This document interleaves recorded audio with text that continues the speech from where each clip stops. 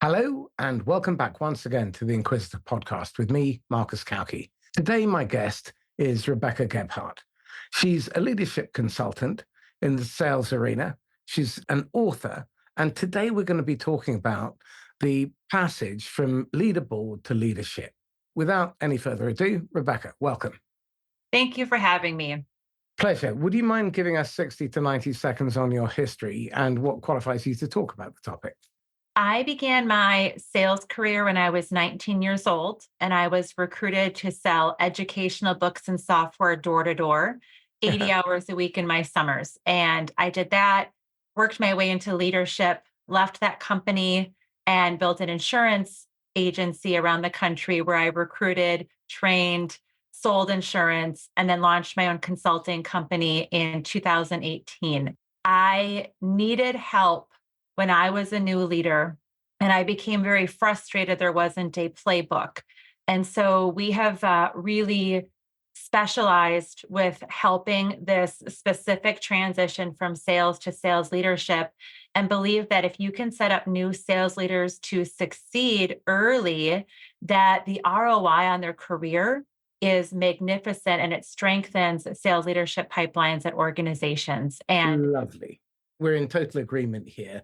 My belief is that we can start that runway in the previous job at the recruitment stage by asking the question, Rebecca, in 3 years, when you've been successful in this role, what's the next role that you want to be prepared for so that when you move into it, you hit the ground running? Because we're going to create a learning pathway so that you're ready and you're not going in and you fail on your first role. By putting that in place, I'm curious if we bring that process forward, what impact does that have on the culture, on the expectations, on retention? it has incredible impact on all of those. It is, most salespeople who are interviewing for a sales role, and I share a story of a sales leader who shared this as well. She's like, when I'm interviewing people, 9.9 times out of 10, it's like, what do you want to do? And they say sales leadership. So I think that that's a very common interview question, even in sales, but it is important if your organization actually has a pathway to get into leadership. But the whole setup of leaders communicating who they feel has potential for sales leadership is important. Organizations to structure the opportunities that exist in that organization that are either higher paying roles in sales or the sales leadership route, because many people see sales leadership as a reward for selling a lot. And I don't think that that should be a reward for selling a lot, because we know that prior success doesn't predict future success in a completely different role. You go from Yeah. being an individual contributor to being someone who is responsible for the team's contribution and getting everybody over the line. Not very good to have someone who is selfish and entitled and a lone wolf. Correct. So this is what we help people distinguish, whether they be an individual sales leader and they want to figure this out for themselves because they're very motivated, or an organization who are trying to get everyone on the same page. You need to distinguish what makes someone successful in sales and what makes someone the characteristics, the motivations, the skill sets, behaviors that make them successful in sales leadership. Because what you were just saying, you can be very successful in sales and be a complete disaster in sales leadership. Or I've seen countless people, phenomenal salespeople, phenomenal leaders, but it depends on the culture of the organization and what they stand for. Context and values, again, critical in terms of how buyers buy, because we're always filtering first for risk, then opportunity cost, and very low down the totem pole, value. So, our job in sales, I believe, is to facilitate buying because the buying process is broken in most organizations, especially now. They don't really know how to buy particularly effectively because there's so much noise out there and they can't hear the signal from it. So their buying process is one that's trying to systematize finding the best value, but that tends to bias towards the financial, tactical. On the other side, you've got tactical sellers who come with a supply side mindset, who are always thinking about their target, their quota, the number of dials and meetings that they have to go on, the proposals they have to do, and so on. And revenue seems to be more important than the relationship, which means that they're always starting afresh and they're not really thinking about the consequences that ripple through the organization. I'm curious, before I pontificate about my thoughts on leadership, what is a leader in your mind? How would you define a leader, and what's their function? A sales leader creates the circumstances for their team to win. That's the simplest, and you can make that customized to anyone. But a sales leader's job is not to try to make someone do something they're not supposed to do. It's not to do the work for the person, which new sales leaders always want to come to the rescue and prove why they were given the promotion. So I'm going to keep selling, right? I'm going to show them how much I deserve this leadership role by doing my old role. But they create the circumstances for the team to win. And I say that we treat everyone the same, but we coach them differently.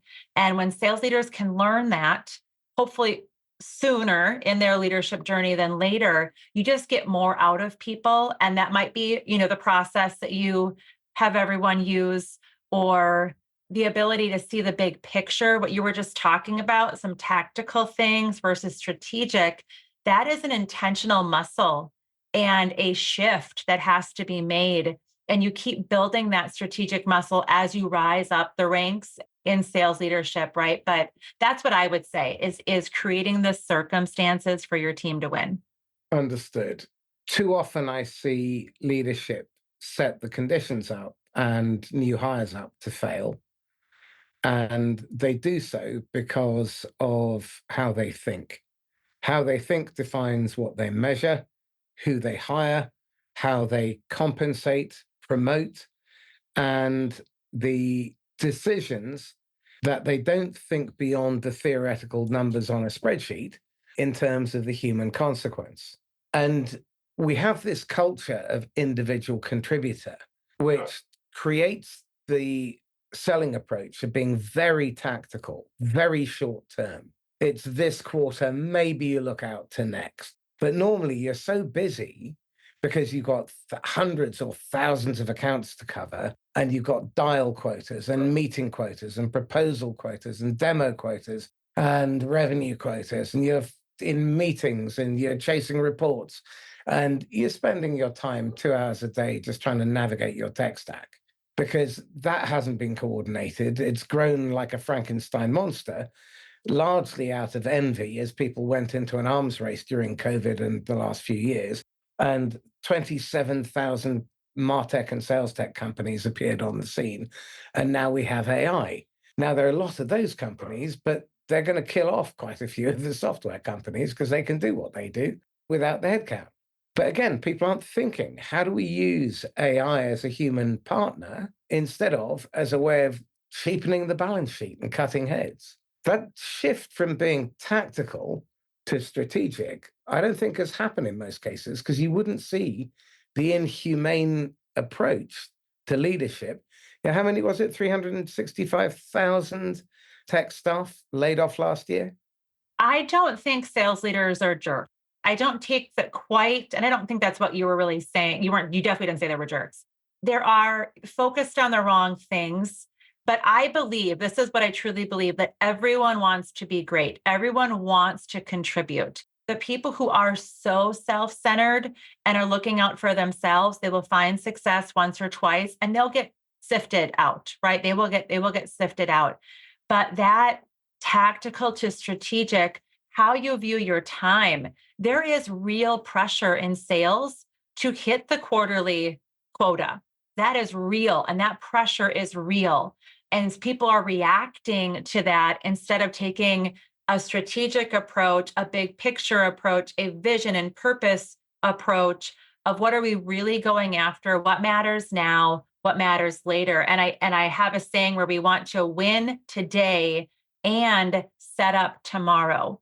The strategic thoughtfulness, that's not even a word, thoughtfulness of going from sales to sales leadership is, it's tactical to strategic. but how you view time is very different as well. You think in carrots and quotas and quarters. When you're in sales and leadership, you got to be thinking out 2, 3 years. And I know you can't predict 2, 3 years. There's too much going on. There's too many distractions. But to answer these stats of there's players, there's distractions, we're doing it because the competition's doing it. There is so much information and it really confuses people. In sales, a confused prospect doesn't buy.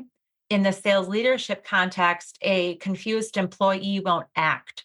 And so your job as a sales leader is to simplify things, focus on what really matters, and then drive that and communicate that through your team on what matters. If managing behaviors matters, then it matters.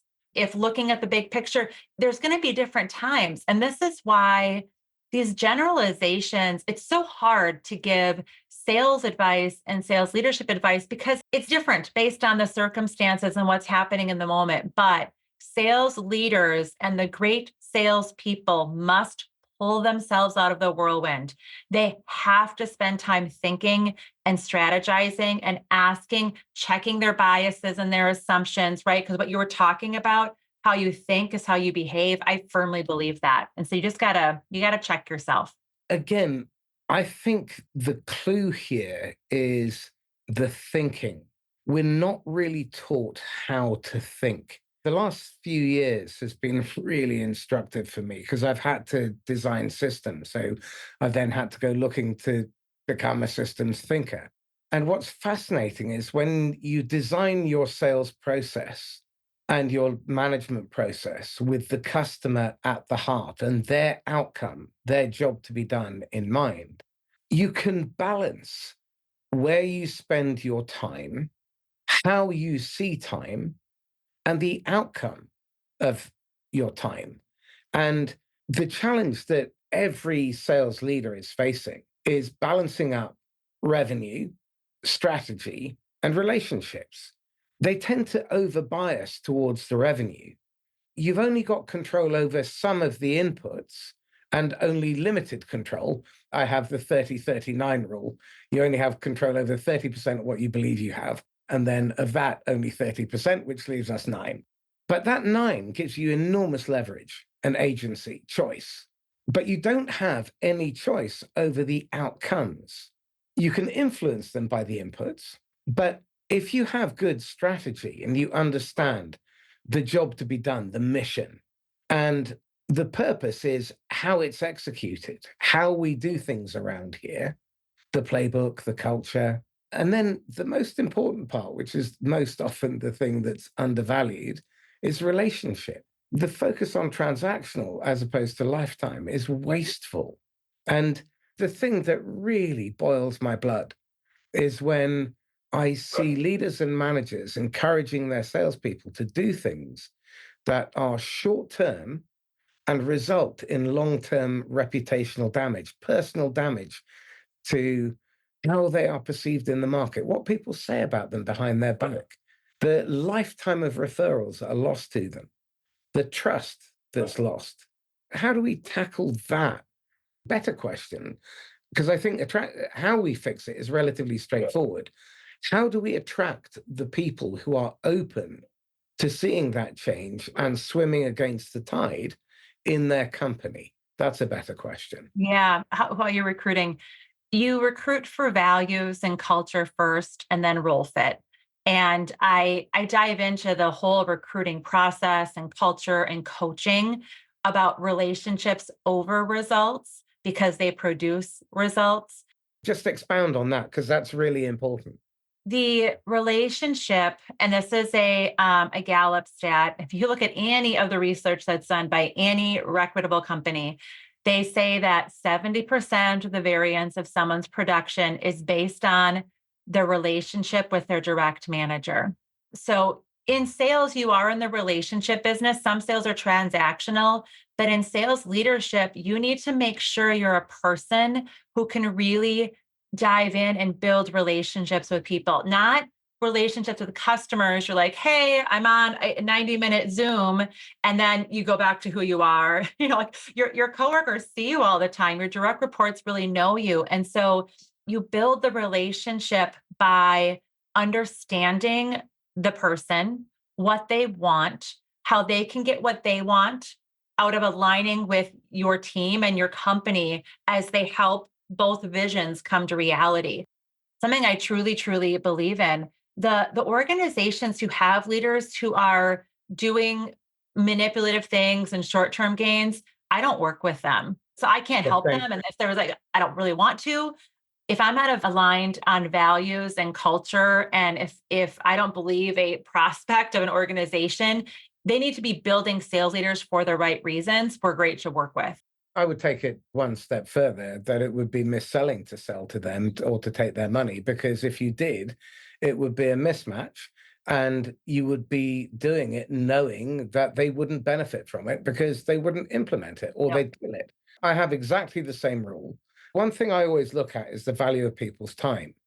And if you're a CFO of $100 million business, I don't know, your time's worth what, about 50 grand an hour? I better turn up prepared, and my questions better educate and empower you, because otherwise I've got about 2 minutes in front of you and maximum 10. And if I want to get invited back, I need to leave you with a sense that I'm your ally, not your adversary, and not that I'm trying to dip my hand in your pocket, but that I'm going to help you make the right decision. Because at that level, if you're involved, you're filtering first for risk. Am I going to make the wrong decision? Is it going to come back and bite me? Then opportunity cost. If I spend the time, the money, the effort, the resource on this, what happens then? What alternatives could I do? Is it good value? Value comes last in that triumvirate and low down the food chain, because if it triggers the risk factor, any form of uncertainty, the brain's default setting is the worst case scenario. It goes into catastrophizing. They turn into Chicken Little and the sky is falling on their head. Then you've got the opportunity cost. If your stuff isn't significantly better than the status quo, they're going to stay stuck because change is very attractive. It's got a magnetism about it. So, how do you break the magnetism of the status quo? We have to find what's intrinsically important to the other person. And if you're selling enterprise, to the other person's multiples who have different agendas, they come in and out at different times. That isn't really aligned with a fast transactional culture where you're trying to squeeze every ounce of juice out of the lemon, but you then end up destroying perfectly viable business. I had one client who was smart enough to resist pushback to try and close a deal, which would have killed the relationship. And he ended up generating 200,000 a year for 3 years as a result, extra by not following his manager's advice and taking the beating. But why do you have to do that? There's a lot of pressure. There's so much pressure on people. So if the sales leader is pressuring because the sales leader needed to hit quota to get their bonus or whatever it is, right? Or they just, the sales leaders' heads are on the chopping block more than any other executive. Mhm. It's high turnover, it's very high stress.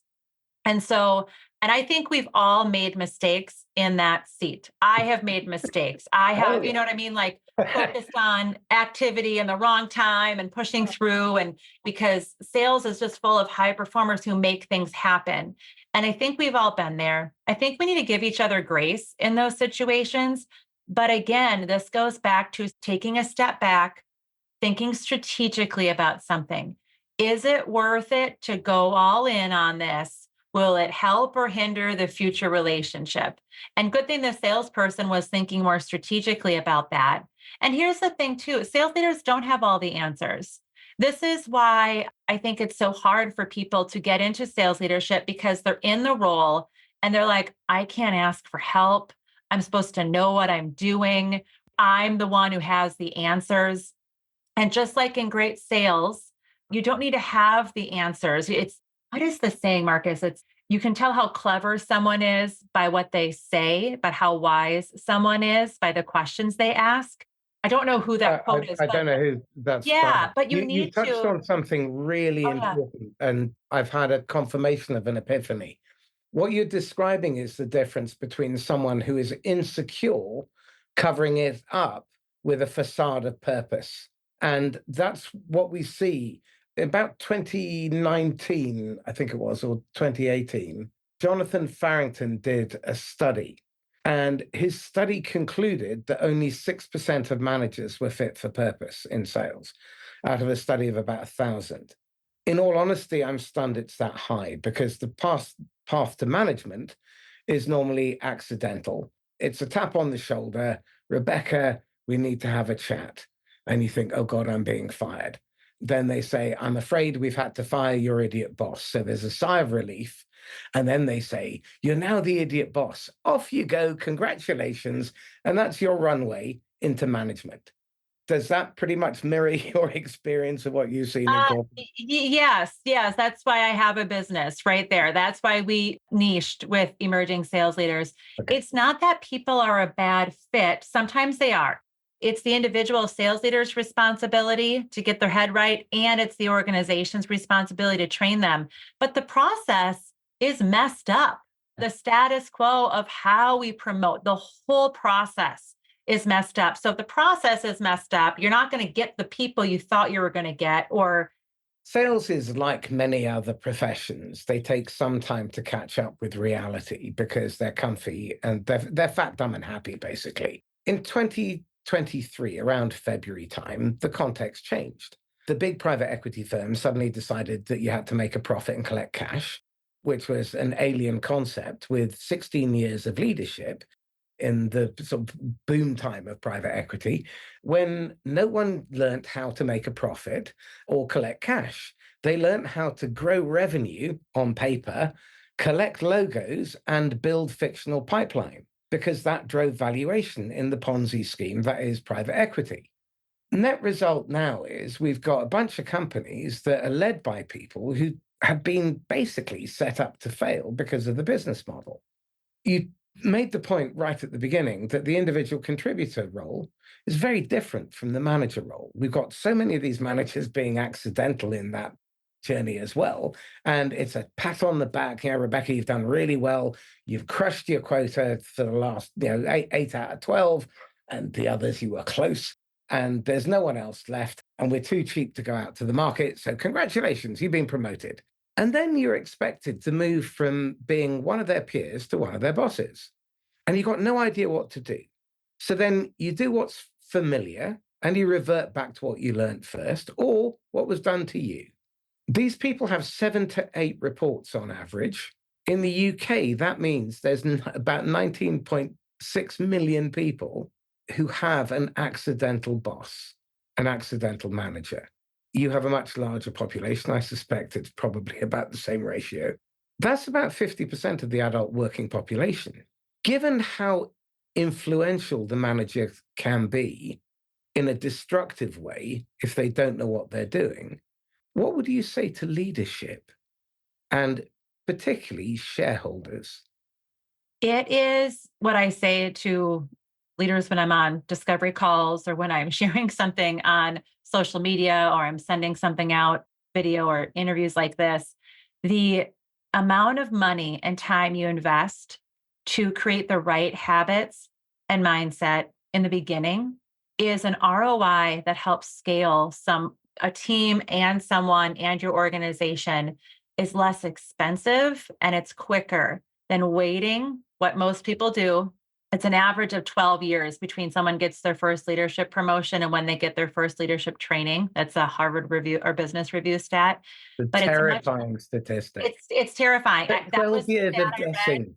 That was a stat I read. I'm like, I need to go all in with sales leaders. I read that and it completely shifted. I went, this is a huge problem and no one's tackling it. But it's less expensive to invest early when people are coachable. They're less coachable. You get money in your bank account. This is what happened to me, right? Like there's extra commas, there's accolades. I must know everything I must know. You become less coachable. Memento mori. Yeah, yeah, Right. yeah. So, for those of you who are not familiar with it, when a Roman general was being given a triumph through Rome, there was a slave whispering in his ear, "Remember, you'll die one day," just to keep his feet on the ground. And ego is the enemy. We've got to watch for our ego and attachment because we're afraid of losing what we've got more than we want what we could gain. And until we can find the intrinsic motivation, then that magnetism of the status quo is too great. So, what we need to do as sellers is find the intrinsic motivation of our customers. As managers and leaders, we need to find the intrinsic motivation of our people. That way, they come to work for their reasons instead of ones we try and force on them. Again, tell us a little bit about the data around this, just in case shareholders are listening. Now you got me all revved up here, Marcus. This is I'm going on mute. You've got 5 minutes. no. The intrinsic motivation, sales is way too extrinsically motivated by far, right? If sales leaders can simply sit down because they have established a relationship with their sellers, they figure out what that person wants and they help them get it. You don't need an end of the quarter bonus. You don't need to be selling them on why they should be doing something. See, salespeople sell. The best salespeople listen, right? But you sell, then you get into sales leadership and you sell, and you forget, let them buy, right? Great salespeople let their customers buy, let your sales team buy, and they buy what they care about. But what you're talking about too is this extrinsic to intrinsic, how we attach our identity. This is part of the human development that we're all in. And we do leadership circle assessments with our clients. And this is a very hard thing, Marcus. Most people don't get there. Most people are operating in my identity is my paycheck. My identity is my job. I am nothing if I don't perform.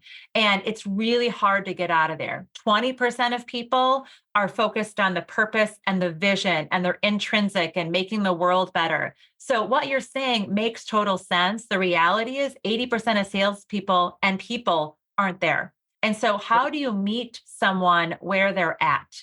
They care about what they care about, but it's this shift, this intrinsic, it's a journey I'm on right now myself, never stops. Yeah.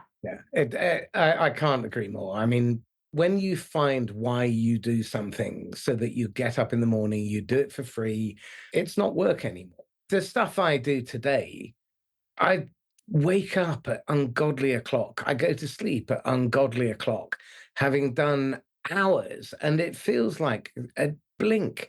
Quite often it's 4 o'clock, and I've been going since 5 a.m.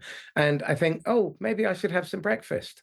And it just baffles me why we would spend so much time creating roles that are so hard that don't need to be. Our job in sales is to facilitate buying. The buying process is broken. Linear sales methodologies that were designed before we knew anything about how the brain functions and neuroscience, and that includes all of them, pretty much. You've got some really great research-driven stuff like corporate visions.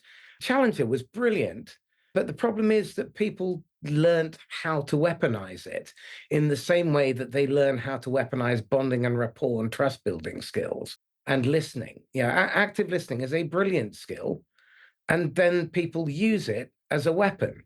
So it's no longer a tool for building rapport and creating a human to human psychological unconscious bond. It's an attempt to coerce, manipulate, and get your way. Well, we shouldn't be doing this. And I think the questions we should be asking are fundamental. Like pain discovery. Everyone talks about pain. I taught it for 16 years, but think about the neuroscience of it. If you're in a relationship with someone and you take them to a place where they are remembering the most painful experience or the most recent painful experience and reliving it so that you can get something out of it at the end, is that an act of love or coercion? Which? It's coercion. Yeah. Exactly. It's that's not, it's So we need to important manage to with know a love. pain point. It's important to know what their pain point is, right? But the solution isn't their vision of what they want to have happen and what's possible. Exactly. It's the Yeah. miracle question. Rebecca, imagine tomorrow the one thing that is impossible for you had disappeared. What would be different? What would change? Okay, so if you could make the impossible thing happen instead, and you focused your attention on that, would that be a better use of your time? Ah, woo. Just I think we make things hard. I share this story quite often, but when I was a kid, I grew up in the Midwest in the United States, and I still live in the Midwest, but we were taught it's called a Midwestern work ethic, right? There were a lot of farmers and you just work hard and hard work will pay off. I took that to mean that work has to be hard. And I think sometimes we get into this, and especially in sales, is I got to grind it out. I have to be miserable. I gotta remind my prospects about why they're miserable, because then I'll deserve the commission or I deserve the sale if I was tortured, in the process. And you don't have to be. Now, you do have to have persistence. You have to be able, there are a lot of challenging things that happen in sales, but those are the things that make it worthwhile. They're the things that make us incredibly proud when we achieve great things. But I do want to make a comment about what you said about, you're up at 4. We talked a little bit before, we got into the interview. I cannot operate on the amount of sleep that you get. I need a good nine hours of sleep. I can get by with 8, but I need extra under eye concealer on those days. Um, this is something that high achievers need to be very careful of, is because the people that burn out, in the next book, the whole chapter devoted to energy management and the stress and just what people are experiencing now and how to build our capacity in this regard. I'm not saying what you're doing is wrong because it works for No, no. you, but the high achievers, the ones who love their jobs, who cannot turn it off, are the ones who are at most at risk of burnout. And you just came back from holiday, right? And if you are that type of person who you're just having fun, right? It's like this is joyous. It feels like work. You're able to balance yourself out, right? You just did your workout. It's like this. That is healthy. An obsession with work because you feel that's dangerous. And sales attracts those high performers who really want to be seen, right? And so It's a fundamental human need called significance. And if 2 or more of your fundamental human needs are not met, you will actually override your value system until they do get met again. Now, what's really interesting about this is good people get deviated because of the pressure they create for themselves, and then they end up succeeding towards self-destruction. And so they get burnout, they get estranged from their families, they get isolated. The more successful they are at work, the more they use it as a crutch. They hide behind it. They then end up getting a third divorce, and their kids don't want anything to do with them. They burn out, they get heart attacks. It's just insane. And those middle managers, they're put upon by 4 different levels. From above, they can get fired. From below, they can get sued and then get fired. They can get hassled and given grief or obstructed by their peers, and they can get sued by their customers. It's a horrible position to take on if you don't know what you're doing. And it's irresponsible to hire people and then throw them in at the deep end with concrete shoes. We worked with a company that trained 32 of their managers how to become operational coaches. So basically, coaching on the job in the moment. And instead of problem solving, they asked questions and had the other person solve the problem and own it. In 6 months, they reported back a 423x, $423 back for every $1 invested over 6 months. And it was a gated learning pathway. So they could not move on to the next bit of learning until they reported back what they'd actually implemented. Now, the average when you do this with managers is a 72x return on investment over 6 months. When you compare that with the cost of not doing it, it does seem somewhat fiscally irresponsible, doesn't it? If you were the CFO, wouldn't you be spinning in your grave? Mhm.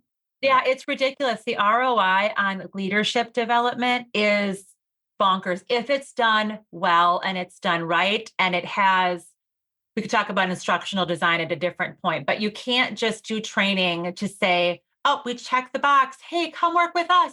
We do leadership development, or all of our leaders loved leadership development. That's not the point of leadership development, right? The point is to help elevate leaders and empower them so they can empower the people around them. The coaching aspect of just asking questions instead of being the rescuer, right? This is a distinction, the transitions that I talk about When you're a salesperson, when your customer needs you, you're more successful, right? They're like, oh, I need this. We need their product. I need their help. You're like, great, we got this. As a sales leader, the more your team needs you, the less successful you are, the more reactive. You can't be proactive, right? Like, I have a problem. And you're like, tell me your problem. Aren't I so smart? Look, I deserve this, And when companies flip that, what you were just talking about, when leaders flip it, and they don't do it on purpose. That just they're bringing habits. They are watching what previous leaders did, and They do what was done to them. yes, yes, the ROI on leaders. If you are doing sales training and you're not training the leaders who will implement that training, you are wasting all your money. And they That is a have to very bold reinforce statement to it. say, but yeah, you're wasting money. What we need to do is we also need to look at how HR treats all of this as well. When you buy training, there are 7 different stakeholders, but normally only 1 or 2 are actually involved. You've got the person whose money is that's being spent, and then you have purchasing or the CFO. You've got HR. Finance cares about getting either the lowest cost or the best value, depending on whether they're tactical or strategic. HR, normally, it's a ticking box exercise where they're simply trying to meet some form of standard. So they can say, in the UK, we have investors in people. I'm sure you have something equally banal over there. For most people, it's a tick box. They go through the exercise because they have to in order to attract talent and compete in the employment market. But they don't really mean it because when they come here, the job you sold me, the culture you sold me is wildly different from the one I bought. Strategic HR departments don't think that way. They aren't Right. checking the box, but tactical ones, absolutely. And again, I don't work with tactical HR departments. It's very strategic because it's aligned. All the training is not just aligned to get revenue now. It's about recruiting, it's about retention, it is about aligning with the strategic overall strategy of the company, with the overall vision. It is strategic. It's not this one-off type of thing. But yeah, but they can be. And you have to be sure you know who you're talking to. Absolutely. But again, customers aren't involved in the design or in training. Salespeople aren't involved in the design or training.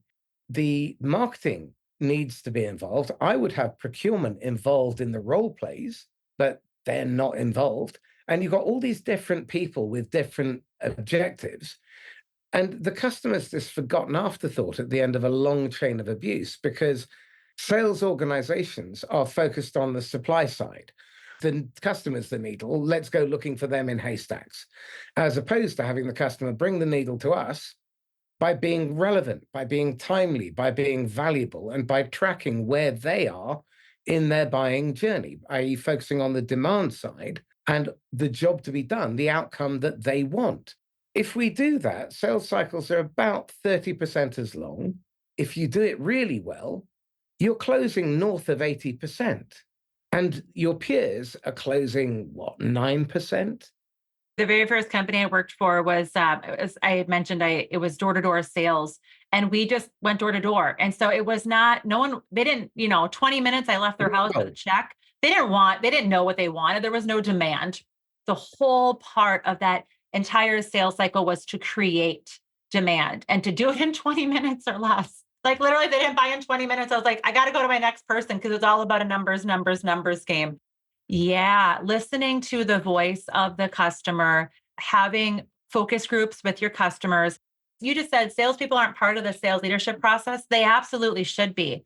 Getting feedback from what your sales team wants out of their leaders is an easy thing to do. I was at an event last They week won't or the hold week. back.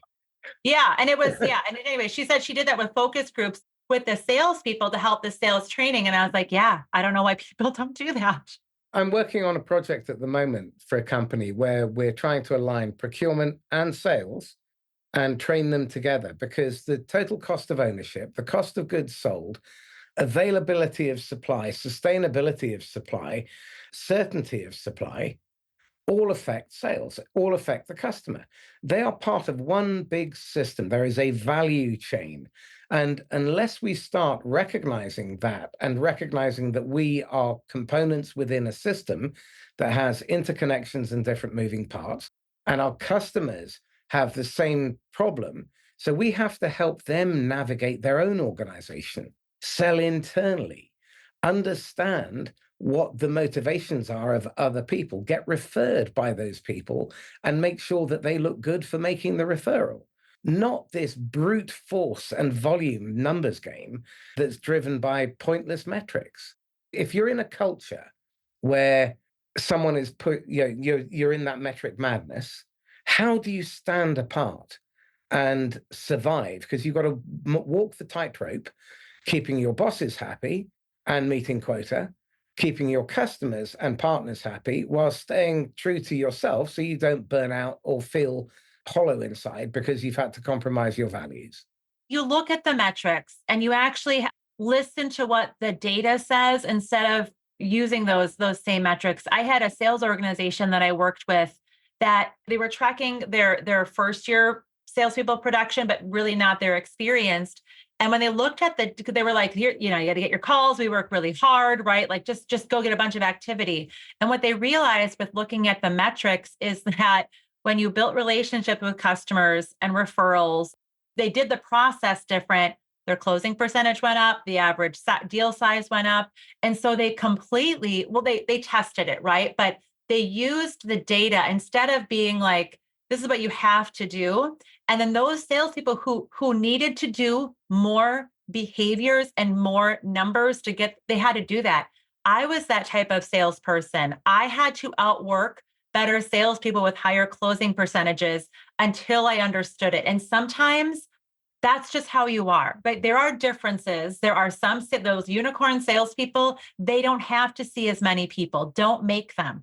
This is why I'm like, treat everyone the same, but coach them differently. But you can use that data.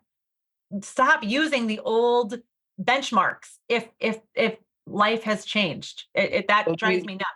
you've created another strand of argument for tracking this one piece of data, which is the value contributed to the job to be done. Everybody in the business should be tracking against that piece, that one metric, because if we know what their contribution is, then we can be certain of the outcome. And we can track very quickly because we can see where there are patterns forming. We can see what happens in response to a changing context so that we can see where we need to focus our attention. But the normal reaction to tough times in sales is throw more shit in at the top of the funnel. And that creates a negative ripple effect of extra pointless work following up on people who cannot, should not, or will not ever buy. So don't create that stuff in the first place. The syntax that I finally learned after 35 years in sales, or however many it is, what's the outcome I'm trying to achieve? How well am I doing against it? What's not working? Let me stop doing that. All of a sudden, I have time and bandwidth and space to think. What works? Is there a way that we can make it work better? What would work best? Is there someone who's already done it anywhere on the planet, in any sector, in any segment, that I can steal how they did it and apply it in my context? Then, before I test the river with both feet, test, test, test, and then scale and multiply. And any process, any value chain that fails to deliver the intended outcome, 80% of the time or better, goes into triage. And it's either amber, red, or blacklist. If it's 50 to 80% effective, it's the amber list. If it's 5 to 50%, it's the red list. If it's 0 to 5, it's the blacklist. And the worse it is, the bigger the upside. Because all of a sudden, by stopping doing that thing, I create masses of time. And then we can focus on what matters most. Mhm. How easy is that? It sounds easy, but we are just complicated humans with big emotions that just keep running around in the world. Yeah. So it's It the sounds wetware so that's the simple. problem. What's kind of crazy, I had a call with a woman earlier this week. We were talking, and she's also a consultant. And Marcus, this is going to sound kind of crazy. We're sitting here talking about where our business comes from. And I went, my business comes from referrals, which I knew.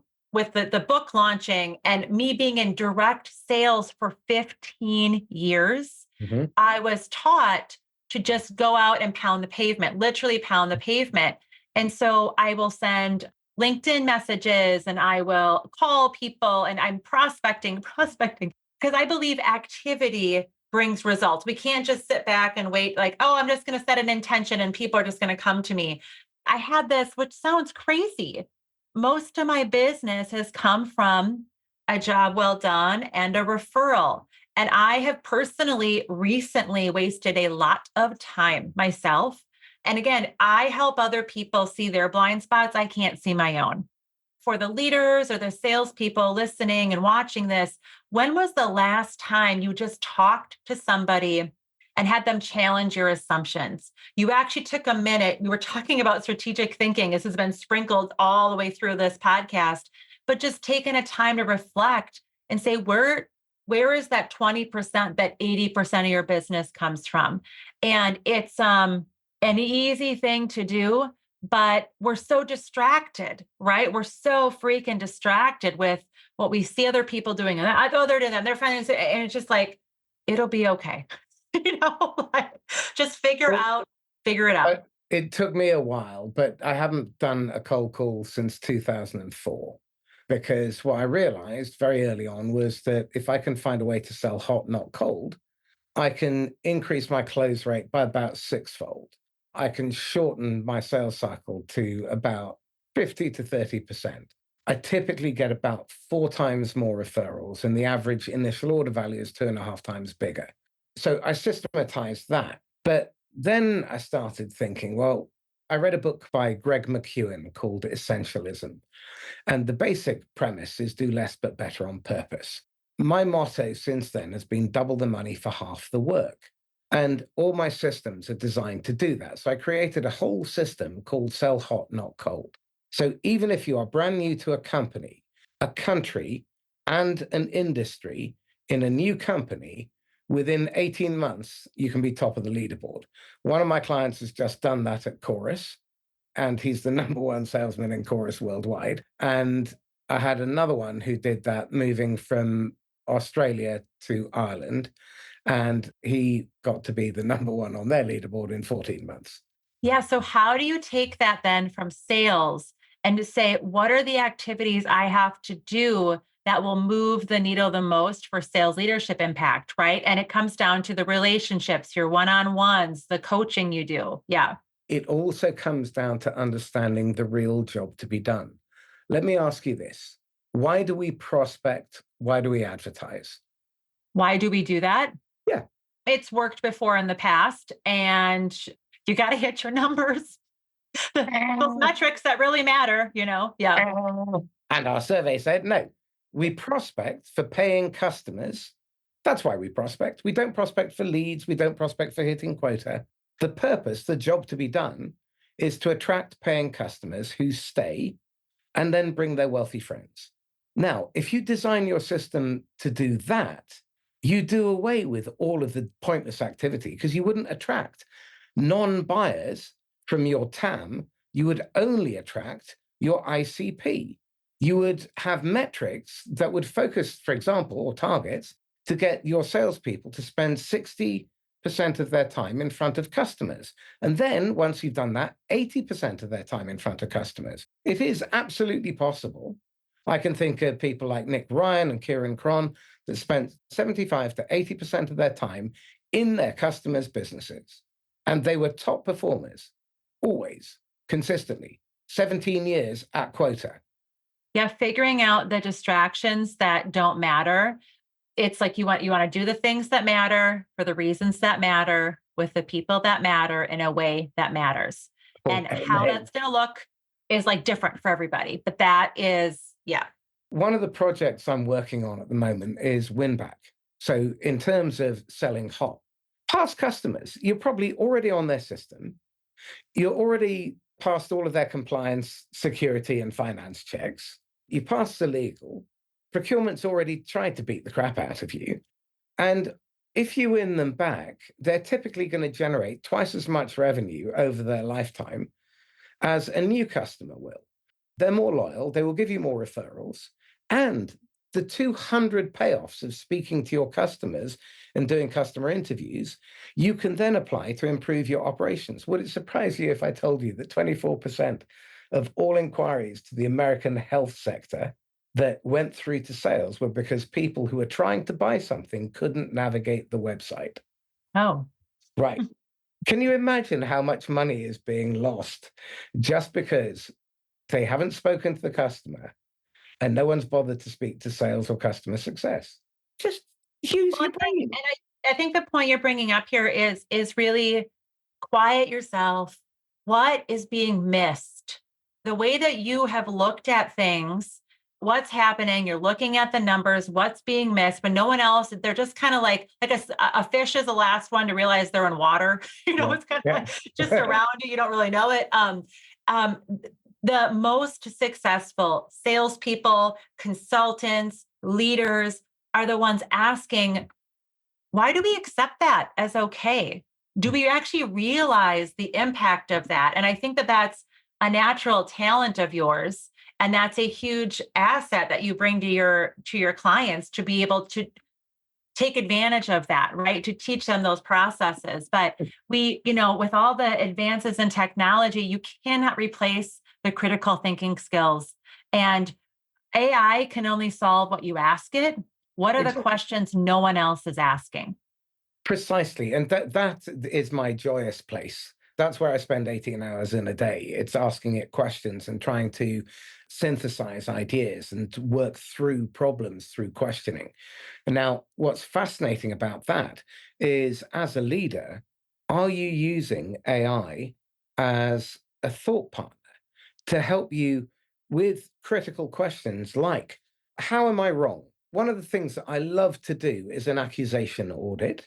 Check it out, put it into AI, and ask, whenever you're putting a proposition together, run an accusation audit. You don't want your customers to be throwing those objections out. You find out beforehand so you can remove the reason. Okay. Then a board of detractors. Wow. You tell it what it is. It's a bunch of CFOs, it's private equity, and you can give the full range of emotion. You can tell them what the outcome is that you want, but you want it to be objective and critical. An alien anthropologist is another great prompt to have in there if you're a leader or a salesperson, just to see where you're wrong, what you're missing. Don't let yourself be fooled. And when you come across a good idea, keep looking. That's why we have the test, test, test. Yep. I am not the forefront of AI, but I am doing my work. I just completed an AI program that was 3 weeks long about prompting and looking at it and making sure you're not uploading confidential information from your company into, like there, you got to have safeguards, but how to use it as a companion to quicken the speed of your thinking. I wouldn't have thought about that, but that makes me think about, and then get off of AI, get into yourself. I think using these phenomenal tools to help us is such a game changer, but we have to practice. We have to do it. But persona, you tell it to be, you get different answers. I think it's really fun. It's really fun. I got hooked on it when my friend Ben showed me how to use it. So I just instantly signed up. And the first prompt I asked it was, write me a sales report as if you're an Assyrian king following a victory. And it did a fantastic job. And I thought, this is a miracle. And the beauty is, we can not only check ourselves, but we can also run it through some really sensible filters, which you can build or you can can get people in. But applying neuroscience, applying behavioral psychology and heuristics, applying bias filters so that you can see if you're overemphasizing or underemphasizing or you're missing something. As a leader, how you could not be using this stuff, the competitive disadvantage you're putting yourself at. Staying up to date and relevant, it just takes a curious mind. And so the 3 words I say when I'm at my best is abundant, bold, and curious. It used to be creative, but I was just pumping out content and not listening. So I switched my C. And that's a phenomenal thing for salespeople to stay curious about their customers, right? About the next promotion, for just staying curious. And I think that that's harder the more experience we get for some, and the higher you rise up the ranks in leadership, because you go, I'm validated, I know this, it's why I was promoted. Just stay curious, whether it's about AI, it's about how to increase closing percent, whatever it is. Curiosity is really a characteristic that is very valuable, no matter what role you play. I think the reason why salespeople often fail is because of culture and what they've been exposed to. They want to help. And if you speak to salespeople about their best sales, their best customer relationships, they get impassioned by it. It's like talking to someone they love. It's someone they really care about. They care about the work, the quality. They would not want to be without that relationship, and the customer wouldn't want to be without the relationship either. And it's a symbiosis. They become partners, allies, and they're sovereign. They call each other out. But yeah, this is stuff that persists. And you look at the top 4%, they didn't miss a beat when the market context changed. The next 16% who are above average performers, a lot of them hit a major glitch. They were used to being top of the leaderboard. They were used to being consistent above or at quota. And now they're barely able to get in front of a customer. They're tracking at 30 or 40%, maybe a little bit higher because they were slightly better performers, but the relationships weren't there.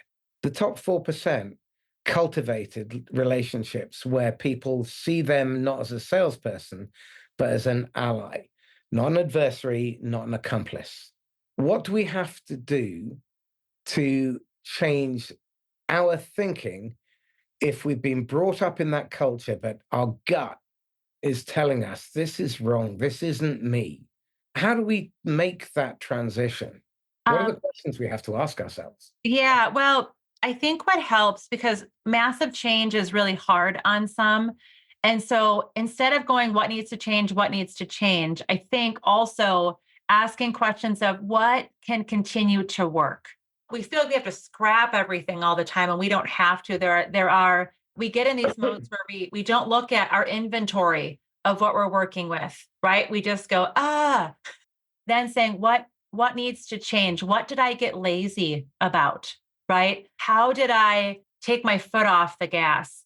What has made the people that top 4%? And then you can't just swing the pendulum if it's relationships because it takes a while, but you can promise not to get yourself back in there by applying it. And I think just again, confused people do not act. They get analysis paralysis. They get really overwhelmed. They're like, it's so bad. Where do I start? Just what's the next right thing that you can do? And that's going to be different, right, for everyone. And that's a hard question to ask. I'm answering it generalized because Well, it really to build depends on on what what. you said, Yeah. constraint.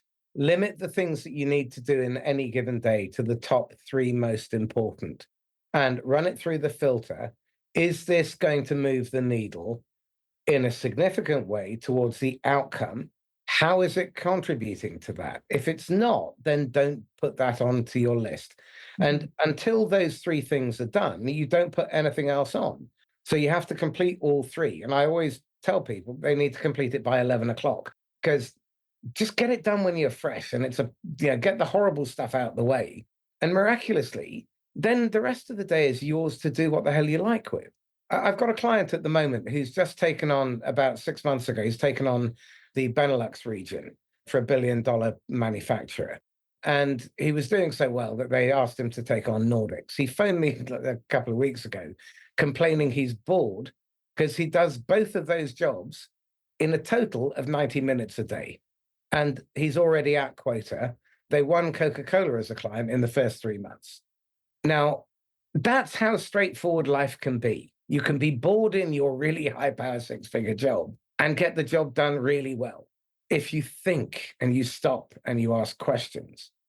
And the questions you've got to ask is, why am I doing this? Am I getting the outcome that I intended? And if it's not working, why do I carry on? Let's stop. Is there a better way? Okay, then go looking for that and spend your time on that rather than the pointless activity. And it's not just about the result right now. That's why the top 4%, and it's like they were getting results and it's about winning today and setting up tomorrow. So it's Yeah. not just about, is it getting me the results? Because it probably is. And then everything changes. You're like, oh, I was missing that piece. So I think that's an important question to ask as well. Exactly, because you have to walk the tightrope of keeping your bosses happy and meeting your target, or you get fired. You have to keep your customers happy because the first one doesn't get met. So everything has to hinge on that. So, for example, a common metric or an uncommon metric, but one that supply side leadership focus on is time to innovation. The time it takes for a customer to invite you in so that you can co-develop a product or a service or solution. But the thing that drives that is time to value, which is a customer demand side metric. And I think one of the most important questions we've got to ask ourselves is, does every job in the business have a window to the customer? Do they understand how their little tiny piece affects other people that ultimately affects the customer? Because that affects share price. Because everybody in the business has responsibility for the financial health, the security, and the reputation of the business. One of the organizations I work with, they're rated about $1 billion in sales, and we led a leadership development program around customer value, where there's these leaders, they have different, not everyone's sales, right? So it was the accounting department, marketing, IT, service, the technology. They all shared what the value was and how it helps the customer, and it educated their other co-leaders. The point of that was to get less siloed, to rely on each other, to treat each other differently. But it was then also an exercise to remind the leader who was sharing that they do indeed have a critical role in the success of the value that the customer receives. And as long as the customer is receiving that value, they will be continuing to thrive. Interesting. So, I mean, in effect, the nirvana is customer driven leadership with managers who have an operational coaching management style and customer centric sellers who are collegiate and collaborative. Mhm. That's pretty much the nirvana. Yeah. So, how do you design a business so it looks like that? We don't have time for that today. No. So, on the next call, lovely. Look, this has been an absolutely fascinating conversation. Thank you so much. Tell me this, you've got golden ticket and you can advise the idiot Rebecca, age 23, who knew everything, you're immortal and invincible. What would you say to her that she would have undoubtedly ignored but would have benefited? Not everyone's fighting against you. The chip on the shoulder didn't need to be so deep. The world is conspiring to help you, not hurt you. So stop fighting your way to success. Oh, that is a lovely way to finish. Excellent. So, how can people get a hold of you? You can check out our website, which is riseupconsultinggroup.com. The new book we have coming out, Leaderboard to Leadership: How to Earn and Excel in Your First Sales Leadership Role, will be available on Amazon on September 20th. And we have free resources that people can get access to right now. And we have a few things that are going to be put up in the next few days here about book clubs and organizations that want to order bulk copies, because the idea of this book, that the vision is that it becomes a guide for every individual sales leader, but a complement to every sales leadership development program. And so we have those types of things. And then you can find me on LinkedIn. I live on LinkedIn. Rebecca, if you had one question that you would ask leaders and have them ponder, what would you leave them with so that they can leave this episode with something to chew on? The question always revolves around their energy management, which impacts their focus and their ability. But how are you setting yourself up that you are able to bring your best self to work in order to bring out the best in the people you lead? Fabulous question. On that note, thank you very much, Rebecca Gebhardt.